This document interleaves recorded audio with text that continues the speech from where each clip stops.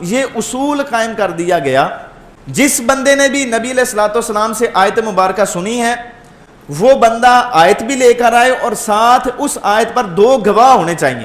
دو گواہ اس بات پر ہونے چاہیے کہ یہ آیت نبی علیہ الصلوۃ والسلام سے سنی ہے، یہ اللہ تعالیٰ نے وحی نازل کی ہے اور نبی علیہ الصلوۃ والسلام نے صحابہ کو پڑھائی ہے.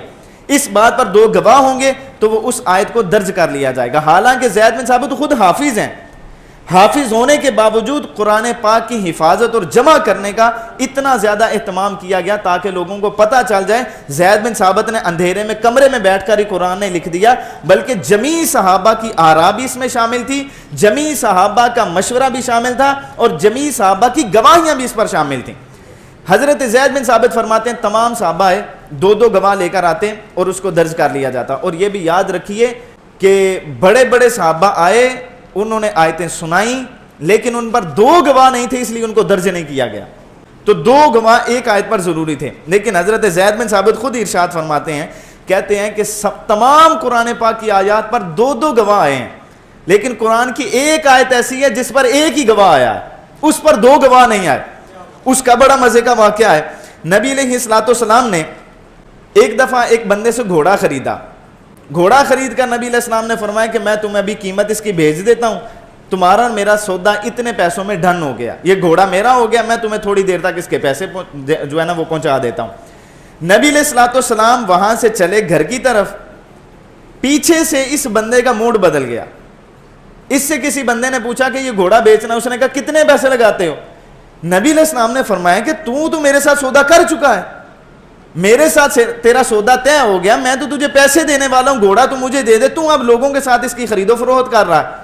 تو اس نے کہا جی میں نے تو آپ کو گھوڑا بیچا ہی نہیں ہے، اگر آپ کہتے ہیں کہ میں نے گھوڑا بیچا ہے تو اس پر کوئی گواہ لے کر آئیں. قدرت خدا کی کہ اس وقت صرف وہ بندہ تھا اور نبی علیہ الصلوۃ والسلام موجود تھے جب یہ سودا ہو رہا تھا. اتنے میں وہاں پر حضرت ابو خزیمہ بن ثابت انصاری رضی اللہ تعالی عنہ یہ وہاں پر پہنچے. انہوں نے دیکھا کہ کچھ گفت و شنید ہو رہی ہے تو پوچھا کہ کیا مسئلہ چل رہا ہے؟ کہا جی اس بندے نے اس طرح گھوڑا بیچا تھا، اب یہ اپنی بات سے مکر گیا ہے، نبی علیہ السلام کو کہہ رہا ہے کہ گواہ لے کر آئیں. حضرت خزیمہ کہنے لگے میں اللہ کی قسم اٹھا کر کہتا ہوں اس بندے نے نبی علیہ السلام کو گھوڑا دیا ہے. گواہ تو مل گیا، سودا ہو گیا. نبی علیہ السلام نے بعد میں پوچھا خزیمہ تو وہاں پر موجود ہی نہیں تھا، پھر تو نے گواہی کیوں دی؟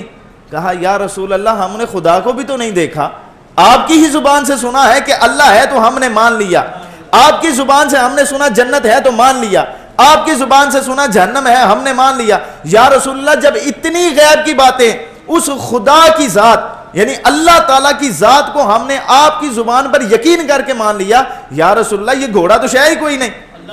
اگر آپ یہ کہہ رہے ہیں نا کہ گھوڑا آپ نے خریدا ہے تو بخدا خزیمہ کا ایمان ہے آپ نے گھوڑا خریدا.